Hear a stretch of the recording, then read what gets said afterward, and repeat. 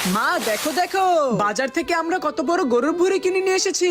তাই তো বলি বাসার মধ্যে এত গন্ধ কিসের? এই ভুঁড়িটা কেন কিনে নিয়ে আসলি? আরে মা, অনেকদিন হলো গরুর ভুঁড়ি খাই না, আজকে বাজারে সস্তায় পেয়েছি তাই এটা কিনে নিয়ে এসেছি, মজা করে রান্না করে খাবো। কিন্তু আমি এটা রান্না করলে তো শেষ হয়ে যাবো, এটা থেকে যে বাজে গন্ধ আসে। গন্ধ আসলে আসুক, তোমার এটা রান্না করতেই হবে আজকে। কি বোন, আমি কি ঠিক বলেছি না বল? ওরে বাবারে কি গন্ধ! তোরা একটু দাঁড়া, এই তুই আমার সাথে আয়। আরে মা আবার ভাইয়াকে নিয়ে কোথায় যাচ্ছে? মা আমাকে কি বলতে চাও বলো? এক্ষুনি আমার বাসা থেকে বেরিয়ে যা, তোকে আজকে কোনো রান্না করেই খাওয়াবো না। তোমরা যদি লিচু খেয়ে থাকো ভিডিওতে লাইক করে দাও, আর চকলেট খেয়ে থাকলে চ্যানেলটিকে সাবস্ক্রাইব করে দাও, এবং তুমি কোন ক্লাসে পড়ো সেটা কমেন্টে লিখে দাও। বন্ধুরা, আজকে এই গরুর ভুঁড়িটাকে ভালো করে পরিষ্কার করে রান্না করতে হবে, তাই সবার আগে এই গরুর ভুঁড়িটাকে পরিষ্কার করে নিচ্ছি। এখন এই গরুর ভুঁড়িগুলোকে ভালো করে পিস পিস করে কেটে নিতে হবে।